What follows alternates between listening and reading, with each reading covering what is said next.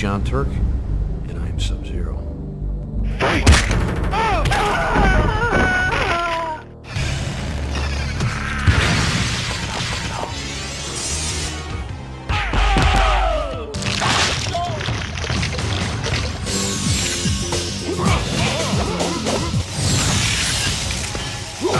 You know, the freeze move in the first Mortal Kombat really came about because I was always a big fan of kind of setting up the player for a free hit.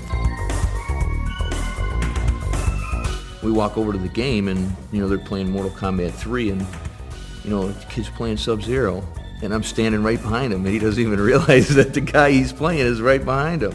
Let's get something straight. I am not a ninja. I am Lin Kuei.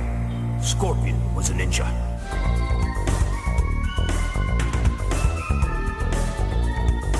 My martial arts style defined the character of Sub-Zero based on the way I move, the way I kick, the way I punch, the way I turn, the way I move my leg when I do sweeps.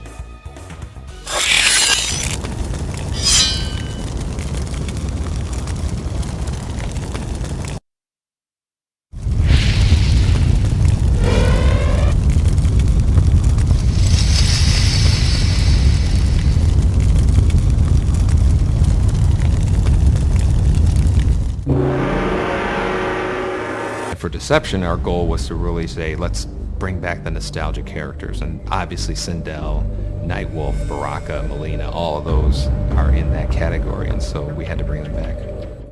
Fight!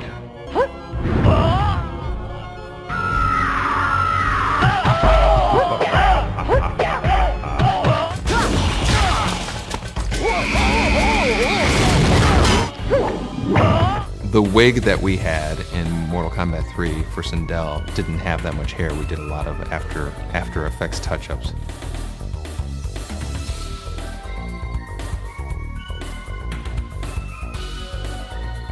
She had this ability to scream at super loud volumes, and that would stun the opponent and give you kind of a free hit.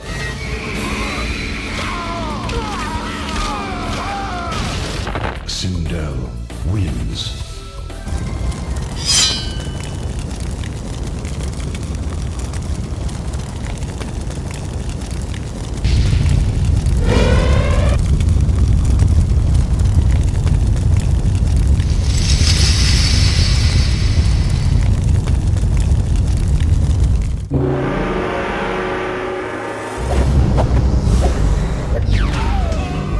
Mileena was created because we needed to stretch the memory in our game again. We were out of memory. We had a cool female character in Kitana, and we wanted to kind of double up on that and give her, you know, special moves and make an anti-Kitana in a sense. And so that's kind of where Mileena came from.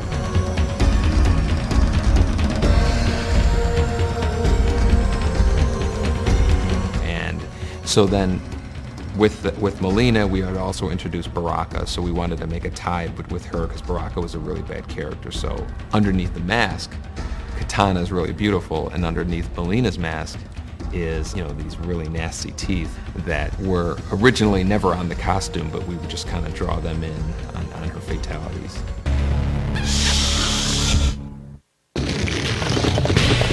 Mileena wins.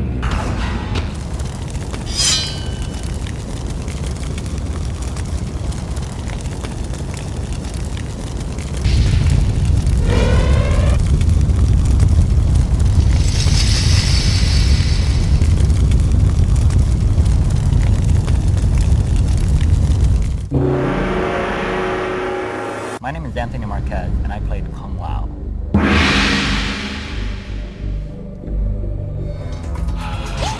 Finish him.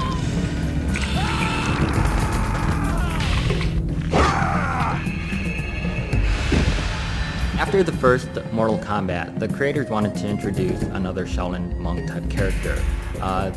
They had heard about me, and I seemed right for the part. Tony was probably one of the best martial artists that we worked with. You could see his character, you know, the kicks are really high and they're authentic, so he lended a lot just because of all of his experience with martial arts. So in terms of his attitude, the way he moved, the tilt of the hat, all of that stemmed from what I thought Kung Lao should be. The favorite part of my personality always stemmed from the hat. You put on the costume and you're still just a person in costume. But once that hat goes on, it's almost like being Clint Eastwood in an old Western movie with the brim of the hat hiding your eyes, and when you slowly tilt that head up, you know once you make eye contact, that's Kung Lao. It's no longer Anthony Marquez, it's Kung Lao.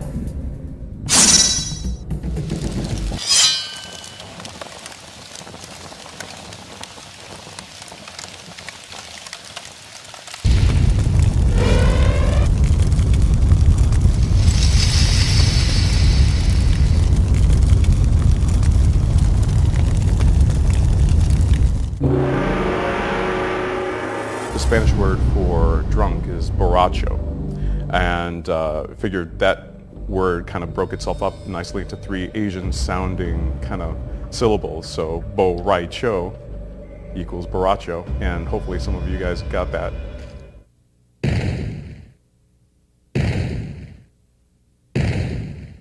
He's one of my favorite characters. I know a lot of people think he's kind of silly with his drunken moves, but he's actually one of the most powerful characters in the game.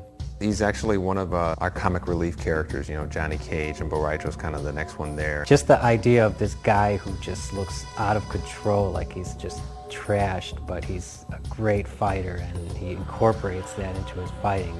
Very deceiving as far as his opponents go. Rai Cho is the mentor of Shujinko, and so he has a very prominent role in deception. He was originally introduced in Deadly Alliance, and he was a fun character because he had this sort of jolly demeanor. He likes to drink, he likes to do his martial arts, and he likes to teach. He's a very likable character to me, and I kind of like the idea that Mortal Kombat now has a teacher. Most martial arts movies, there's always that old guy that the young guy learns from, and Rai Cho kind of fills that role for Mortal Kombat. Ed had wanted to have a character that is basically this slob. Like he pukes, he farts, he just has no sense of self-control. And the sound that Dan Forden came up with was so funny that we just had to get it into the game. Yeah, that's one of the things that we put in the game that, we thought that the humor would wear out, but apparently every time somebody on the team listens to it or hears that sound, it manages to get a giggle out of them.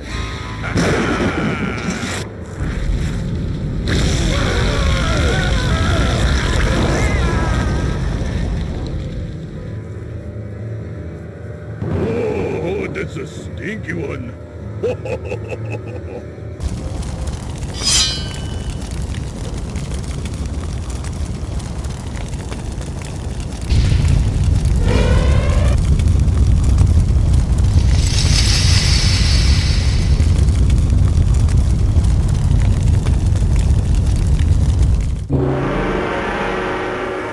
The favorite character that I played in Mortal Kombat was definitely Quan Chi.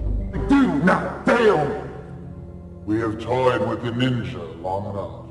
Quan Chi was a really interesting character because he was created for a game called Mortal Kombat Mythologies. You are responsible for this sorcerer! Which was an adventure game that was being produced at the same time as we were doing Mortal Kombat 4. And so we thought it would be interesting to have him make an appearance in Mortal Kombat 4 as well as Mythologies, even though those 2 games happen in completely different parts of the Mortal Kombat timeline. Quan Chi is one of the most mystifying characters to me. We really don't know what his origins are other than he's from the Netherrealm and he's part of the Brotherhood of Shadow. Who knows how old he is? He could be as old as the Netherrealm itself. But he is definitely evil. He is definitely an evil guy. I think of him as the greatest sorcerer in the Mortal Kombat universe. I think of him as being even more powerful than Shang Tsung.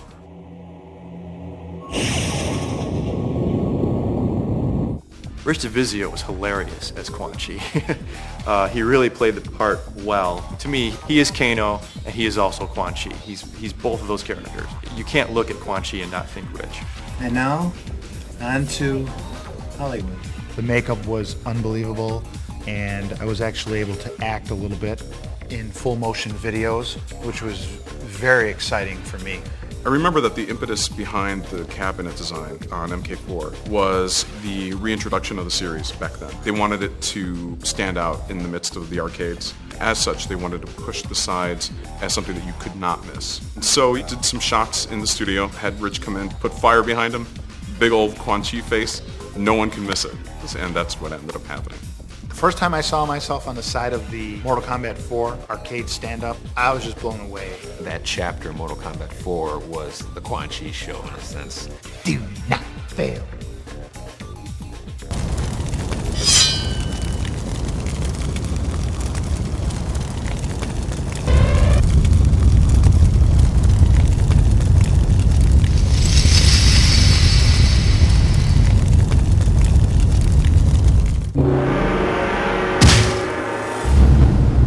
Cabal first made his appearance in MK3.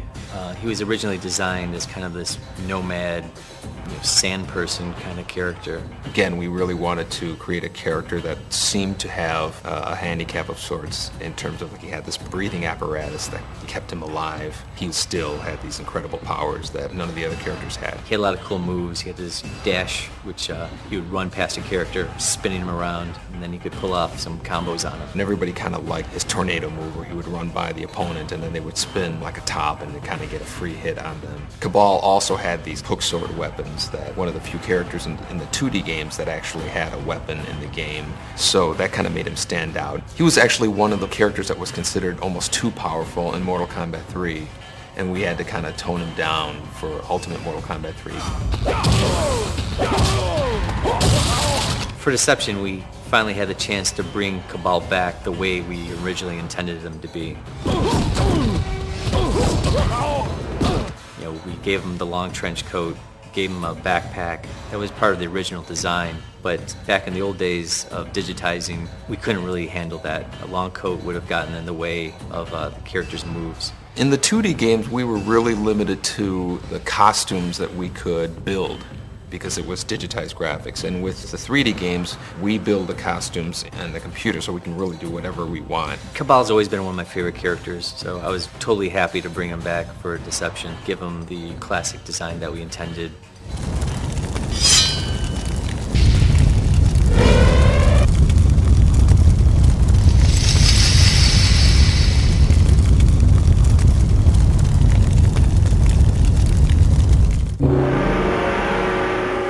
Sektor and Cyrax were unique in that they were mechanical and they were robotic.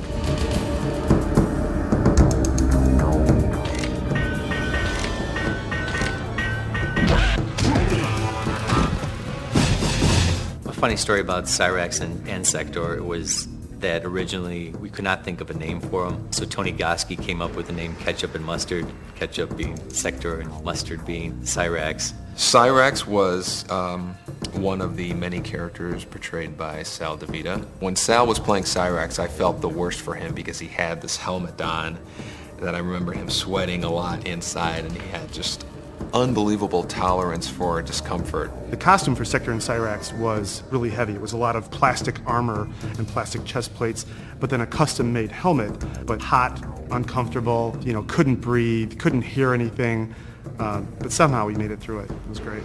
Cyrax always had a lot of cool moves, a lot of cool gadgets. His chest opens up and bombs come out, nets come out. In Deadly Alliance, he had one of my favorite fatalities with the big claw, slams the guy down.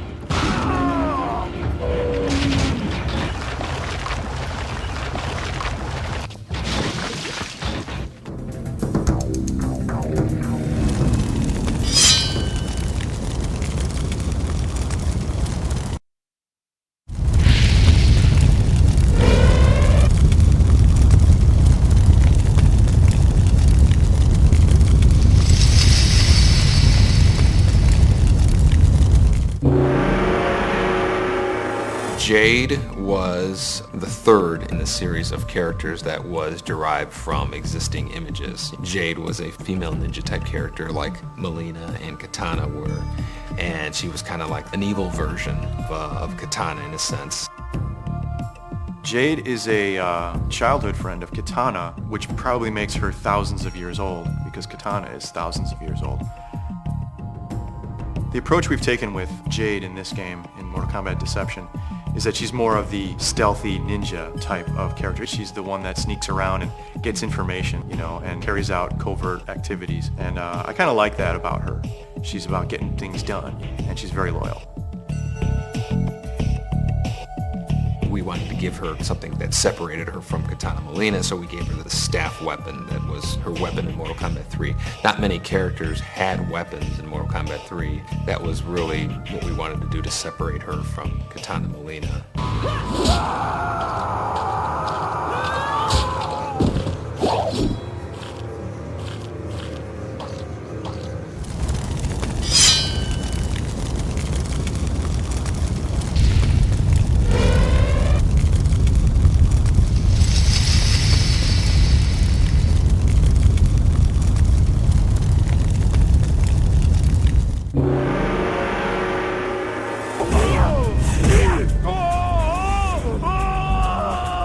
Kira is a Black Dragon member. She's kind of with Kano and everything. And one of the cool things about Kira was that because she's kind of with Kano and she's against Sonia, well, the one thing that I wanted to do was I wanted to give her a combination of all of Kano's moves and Sonia's moves from Deadly Alliance. So she's kind of like the morph of Kano and Sonia. So she's a bad person, but she has all of Sonia's moves. She also has Kano's fighting style, and all of their super moves combined together we gave Kira.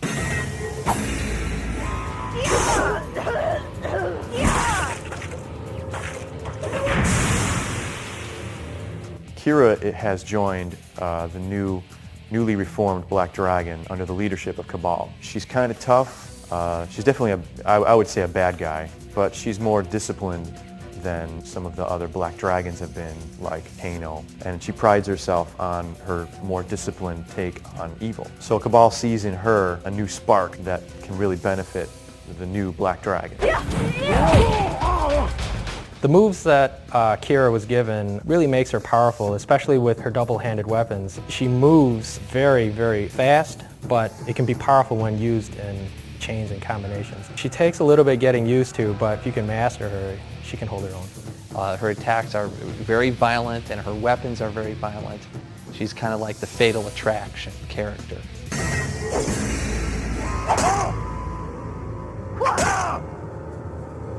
No! No! No!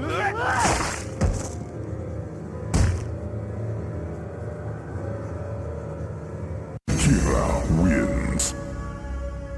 Fatality.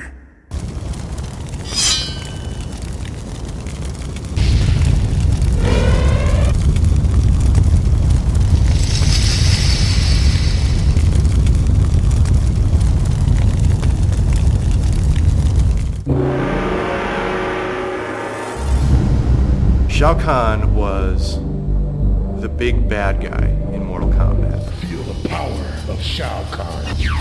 Well, Shao Kahn is kind of like the top of the ladder in terms of big bad guys in the Mortal Kombat series. Prepare to die. He was really the boss's boss in a sense, and he was basically the guy that everybody was ultimately trying to stop in terms of his invasion of Earth in Mortal Kombat 3. And he also had this charge move that would attack you with, and a lot of players didn't realize that all you had to do was duck underneath the charge move and then you got a free uppercut. Once they discovered that, he became a lot more manageable of a character to fight against, but until they discovered that, he seemed almost undefeatable. Shao Kahn was killed in Mortal Kombat Deadly Alliance, but nobody really ever dies in Mortal Kombat.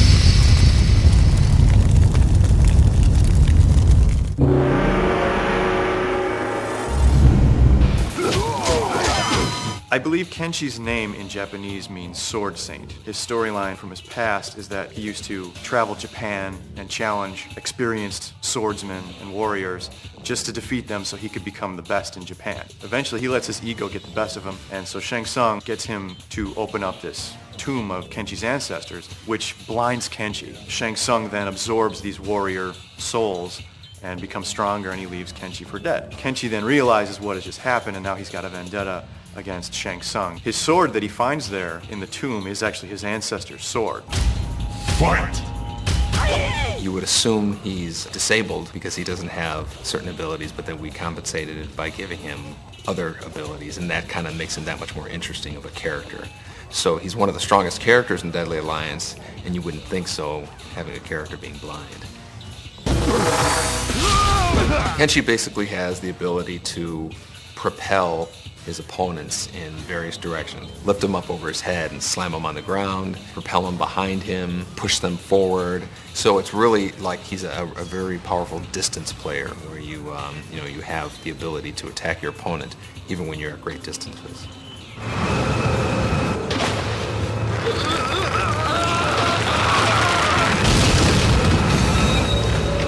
Fatality.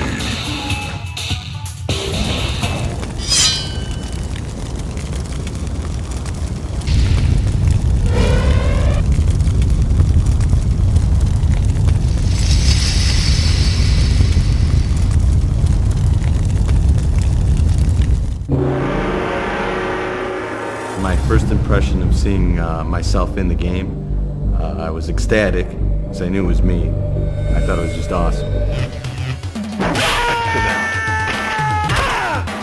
God of Thunder and Lightning, that just kind of became what his thing was. And I think that was really kind of what inspired a lot of his special moves, was the fact that he was a god.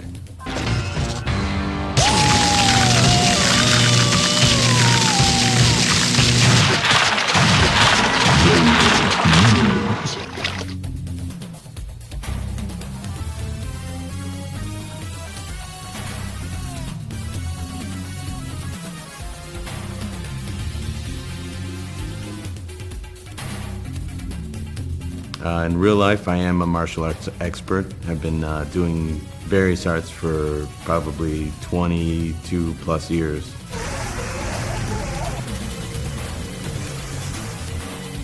You know, I'm wearing this hat. Got that on. Got that action working. Yeah, the hat is gone. It was destroyed with one of the falls that Carlos took, and I don't think we've seen it ever since. Do I have the hat? No, I wish I did. That's probably the one thing I wish I had. I feel really thankful to be part of the Mortal Kombat legacy, and it's changed my life incredibly.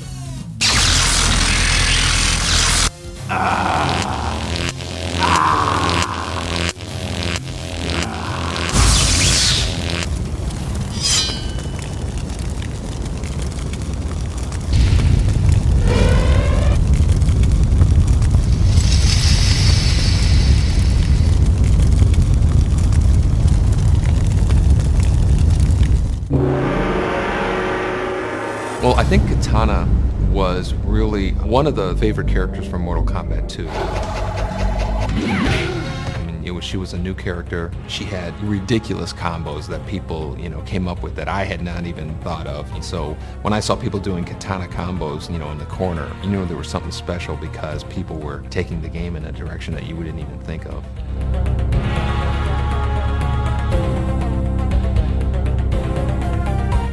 Well, Kitana was similar to Mileena in that had a limited amount of memory than the Mortal Kombat 2 machine, and we wanted to get 12 characters out. So Kitana and Mileena are really kind of the female version of Scorpion and Sub-Zero. Kitana wins. Flawless victory.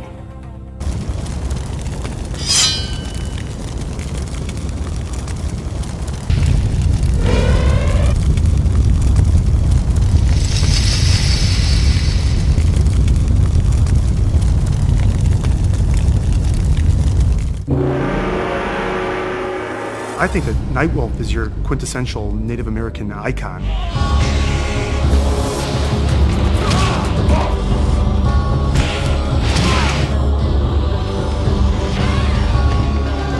Just a strong, proud person with pride. He's got honor, has rules, but at the same time, he is definitely no pushover.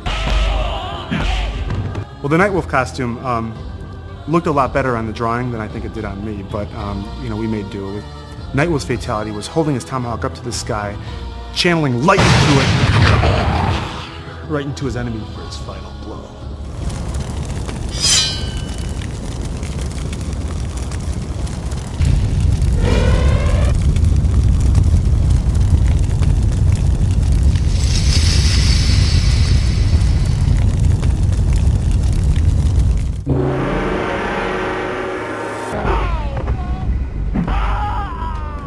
There were actually 2 Goro models made, and one was used for the actual game. It was posed and changed so much that it kind of fell apart over time. And I have one of the original Goro models that's stashed away at home.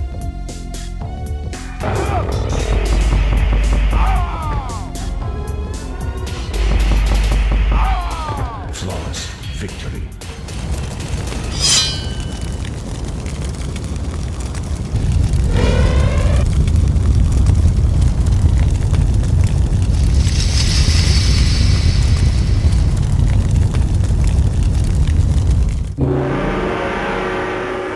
My name's Rich DeVizio. I played Kano in Mortal Kombat 1 and Mortal Kombat 3.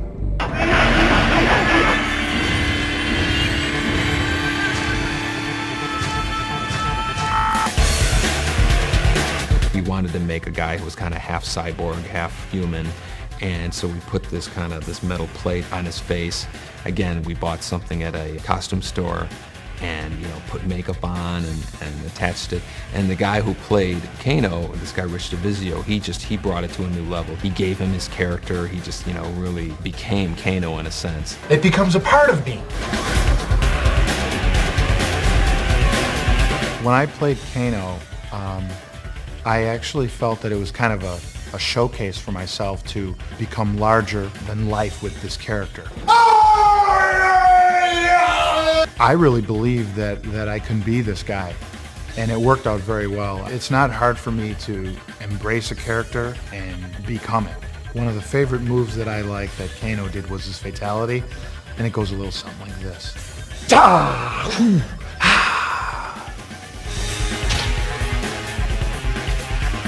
Kano wins!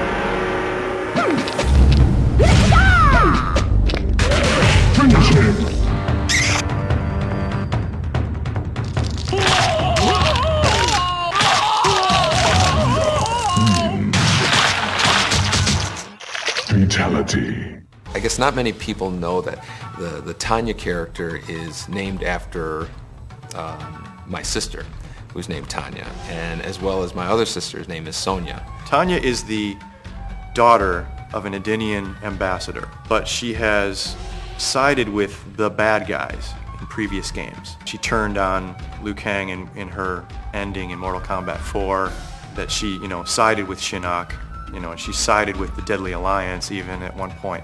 Now she's siding with the Dragon King, not so much because she wanted to, but because she was almost forced into it.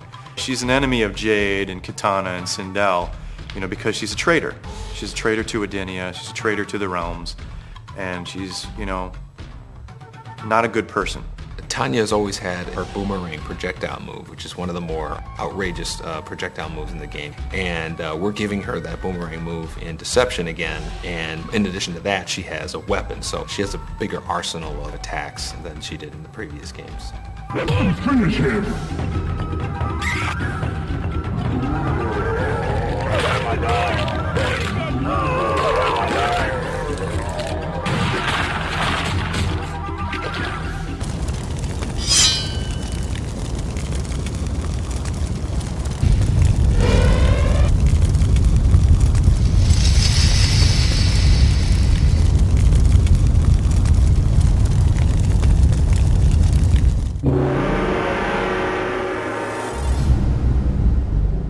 Hotaru's mission is to keep order at any and all costs.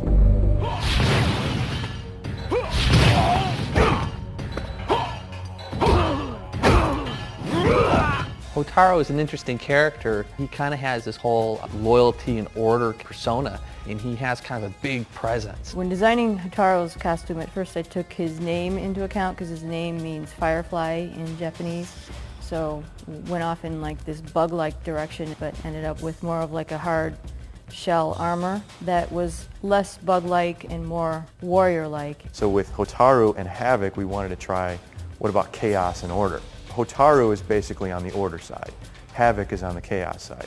For instance, Hotaru actually sides with the Dragon King for the sole reason that he will bring order to the universe.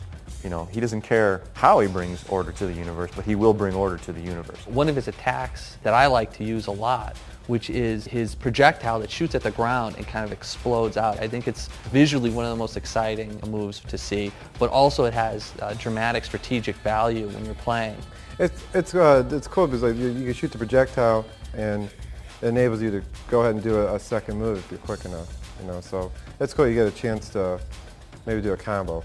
Hotaru came out pretty interesting that he has a lot of cool effects and I would say some signature moves that'll make him pretty popular. Hotaru is definitely one of the more striking characters in the game as far as all the new characters. Hotaru will uphold the letter of the law regardless of the consequences or the means to get there.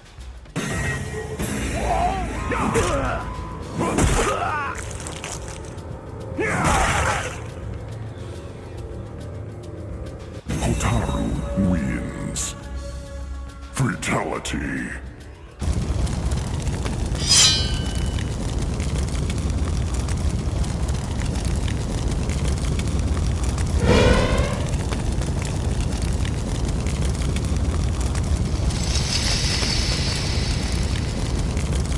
This place, it feels dark.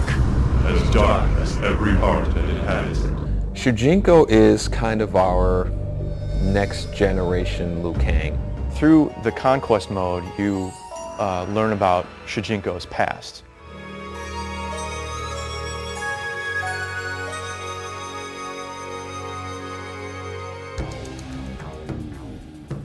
He lives in the MK universe, meets up with all the characters, and eventually trains to become a warrior. It's kind of fun walking around, you know, and you know, you meet with Sub-Zero or an ancestor of Sub-Zero. I am Princess Kitana. If you are the champion of the Elder Gods, perhaps you can aid us in our struggle.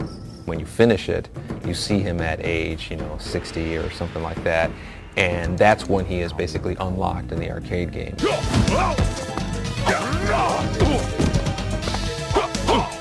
Shujinko wins.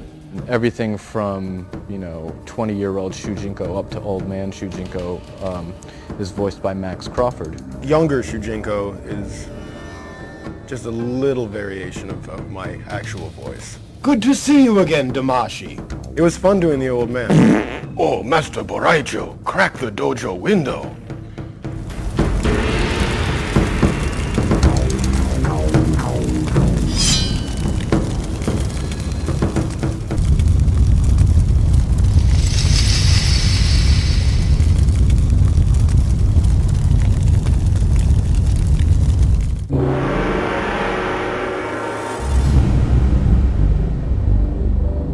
Smoke originally came from our memory limitations that we've had in doing arcade games. And just as Scorpion and Sub-Zero were using the same images and getting more mileage out of them by changing the color, when we were out of memory for Mortal Kombat 2, I always liked putting in secret characters in the game at the last minute that nobody knows about. That was kind of like the origin of Smoke and Jade, where they were, just kind of like the alternate colored versions of Sub-Zero and Mileena and Kitana. He had a lot of cool moves as a robot. He had this grappling hook that would come out of his chest, and just had a lot of cool moves, which made him a player favorite. We brought Smoke back for Deception just because people have been asking about him for a while now. It was funny because a lot of fans like the ninja version, a lot of fans like the robot version, so I thought it would be a good idea to bring back both. Every one of our characters in Deception has kind of two costumes, and so for Smoke, we decided we're going to have him be a normal ninja, like people had seen him before in Mortal Kombat 2, and then also his Mortal Kombat 3 persona, which is kind of like the cybernetic ninja. Players can pick which one they want to play as.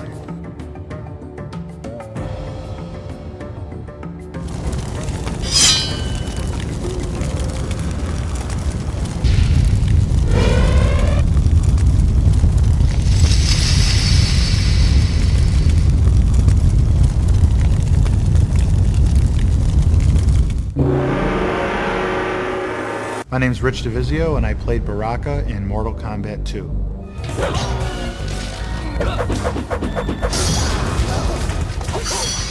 We were trying to come up with characters, you know, and we were going to costume stores and looking around and found a mask of this monster. There was this very tight mask that I had to wear. You know, painted it up, you know, kind of made it all butchered up his face. And I just remember tons and tons of water just coming down my neck. And we took like, you know, fake nails and put them on for his teeth and spray painted them silver. This mask was skin tight. And those made up his teeth. And so people don't realize that, you know, this really scary creature is made up of, you know, a mask and some fake fingernails that were bought in a supermarket. That shoot was unbelievable. Baraka hasn't been in many Mortal Kombat games, but he's been a fan favorite for a long time.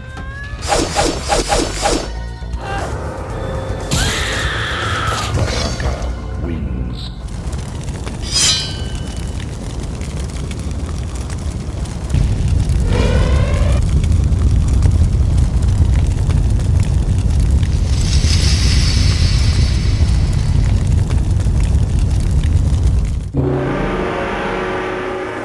Hello, my name is John Parrish. I am Jax!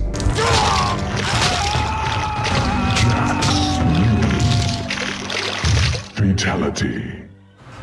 Being the big guy, I was using raw strength and mental attitude. Be energetic, to be powerful, to actually portray myself as a hero, as I would look at it. John Parrish was great to work with. He was really one of the easiest guys to work with in terms of being able to do all the moves and all of the special attacks. I am the real Jax. We worked with him throughout Mortal Kombat 2 and Mortal Kombat 3, and he did a lot of promotional stuff with us. It was really great. When he first put the makeup on my arms, it took him 6 hours to do total.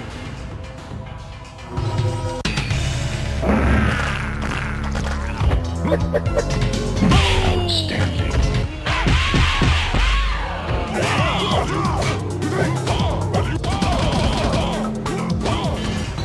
Actually, it feels great to be part of the Mortal Kombat legacy.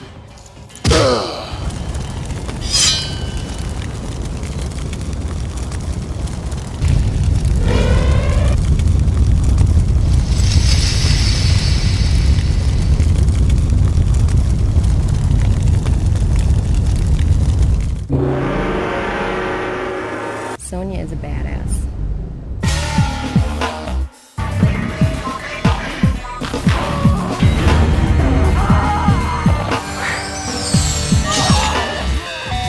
Carrie was easily one of the best people we've worked with in terms of actors playing the characters.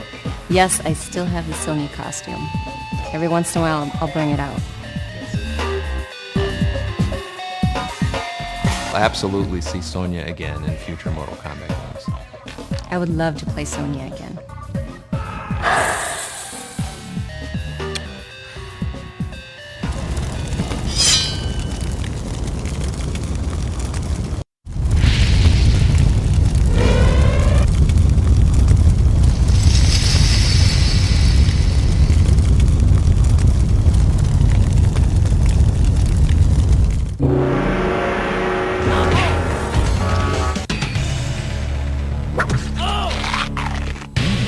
Reptile wins.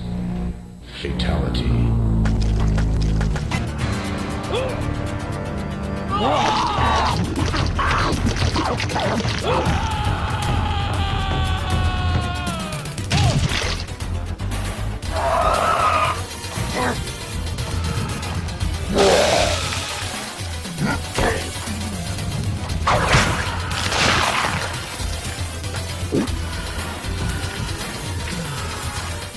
Reptile actually was the character that I came up with driving back to work from lunch on a Saturday. We had seen how much we got away with in terms of Scorpion and Sub-Zero changing ninja palettes, and I really wanted a super secret hidden feature in Mortal Kombat 1, and came up with these really odd set of circumstances to make Reptile appear. It was rare enough that people would say that they had seen him and nobody would believe him, and so it worked out perfectly. I am Reptile. I talk like this. And then I have to go like this. Yeah, Reptile, the infamous Green Man. It was another one of those characters where they swap some of the images from one character to another. I saw those moves that they told me to do that were for other characters, like for example the force ball, you know, when I put my hands out and then a big ball comes rolling out. That was for Reptile, but here I had no clue at that time. Reptile wins. Fatality.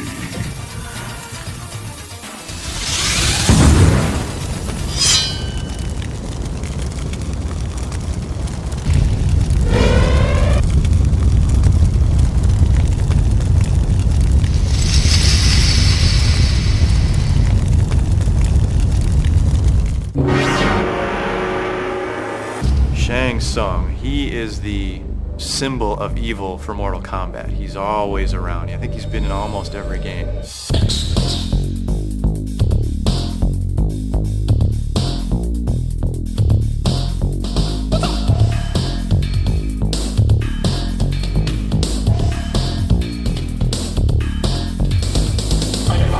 His job in Mortal Kombat 1 was to win Earthrealm for Shao Kahn. Shang Tsung's stance I thought was really unusual, and it was kind of like this. Very different, very unique from all the rest of the characters in the game. Kung Lao, Johnny Cage, Reptile. Shao Kahn wanted to take over Earthrealm, and through the Mortal Kombat tournament, he was going to do it. Shang Tsung was probably one of my favorite characters in the series. He always kind of had the sinister edge, more so than some of the other characters, a bit more regal kind of feel, and that's what I tried to capitalize on in redesigning him for Deadly Alliance. In Mortal Kombat Deadly Alliance, Shang Tsung teams up with the sorcerer Quan Chi, and the both of them not only kill Liu Kang, but they kill Shao Kahn as well.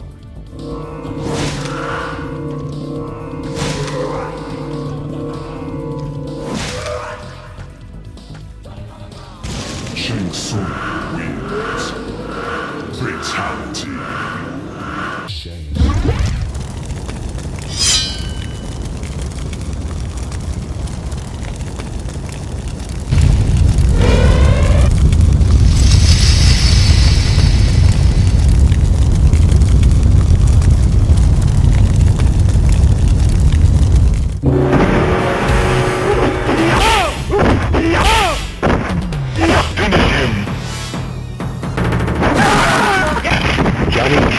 Wins. Finish her. Johnny Cage wins. Flawless victory.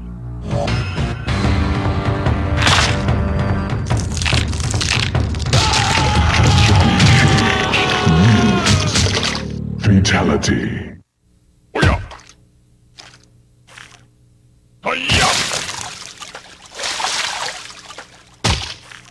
Johnny Cage wins. Fatality. Johnny Cage was kind of like our version of a Hollywood action star. He's the one character not to take too seriously. He's not a brooding hero. He's a, hey kind of hero. He's a Hollywood guy. A lot of flair, a lot of pizzazz, still very skilled martial artist, but put in the situation with all these noble Shaolin monks and Lin Kuei ninjas. Johnny Cage, to me, is almost like the comic relief of Mortal Kombat. He's the actor, so he doesn't take this all as seriously as a Liu Kang or a Raiden or Kung Lao will take it.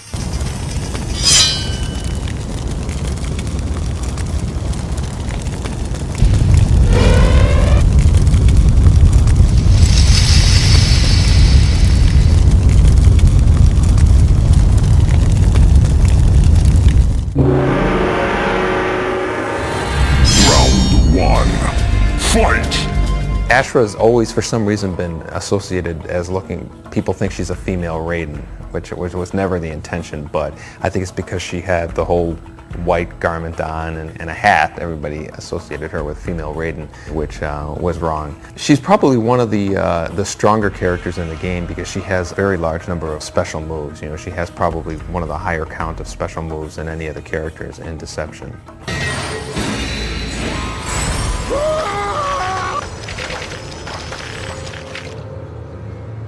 The idea behind Ashra, her storyline, is that she is a demon who has found this sword that as she kills other demons, she becomes more and more holy. And she's figured out that if she keeps doing this, eventually she'll be expelled from the Netherrealm, and that's what she really wants. No one really wants to stay in the Netherrealm. She has a real sense of purity, where she's drawing herself up out of the murk. It is something that a theme that Mortal Kombat hasn't really hit much on before. As she kills demons in the Netherrealm, she's purifying herself. We like to think of her as an ascending demon as opposed to a fallen angel. Ashra is basically a bad character that's becoming good, that's trying to redeem herself. As she kills demons, she becomes better. What I really enjoy is her magical abilities. When I'm playing with the Ashra character, she has the vertical spin, she has the horizontal spin where she comes directly at you. She can throw projectiles up in the air, which will come down on your head, as well as a close attack on you. So she has these varied special abilities that are magical kind of in nature, which really makes her fun to play. Of all the new characters in Mortal Kombat Deception, I suspect that Ashra will probably have the biggest impact. Her looks and her moves, I think she'll have the biggest impact in Deception.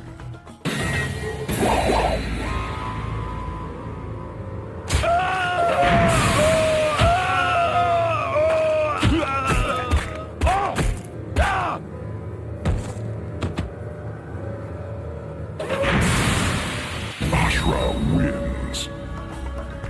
Fatality.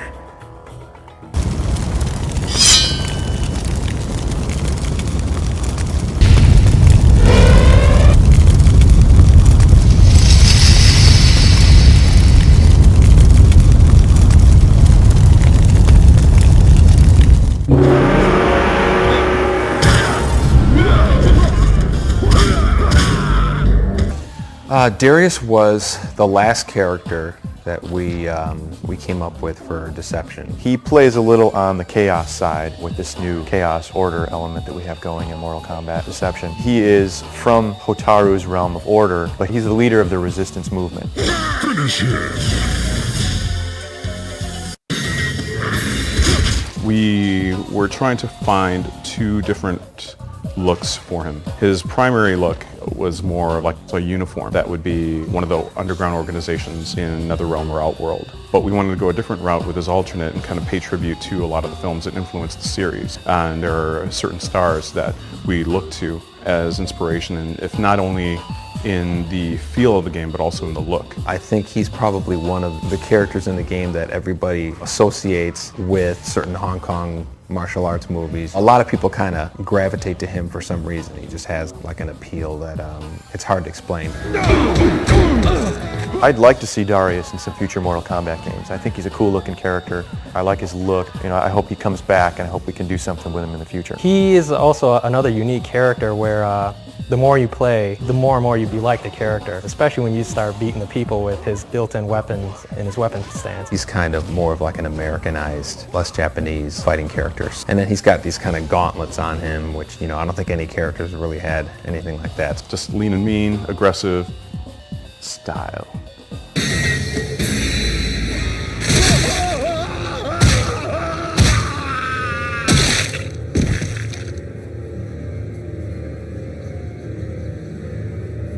Darius wins. Fatality.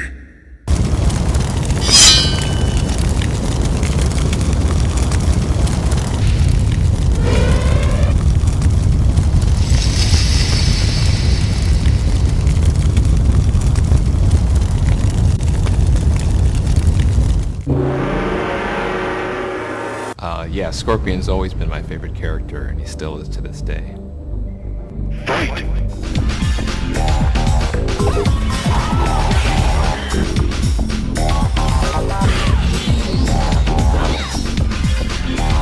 Playing Scorpion's cool. I mean, you get to be kind of just a little bit crazy, a little bit nuts. You know, it's like you're a ninja. How cool is that? I've played him in Sub-Zero mythologies. I did some motion capture for Scorpion, and I played him during some of our live events for Mortal Kombat. I am Scorpion. You killed me in cold blood. As a player, if I get a chance, I'll always pick Scorpion. His whole play style, it just kind of suits my style of gameplay. I'm proud to have been part of the Scorpion legacy throughout the years. The spear move has always been one of my favorite moves in all the Mortal Kombat games, and I don't think we've ever been able to top it. Get over here!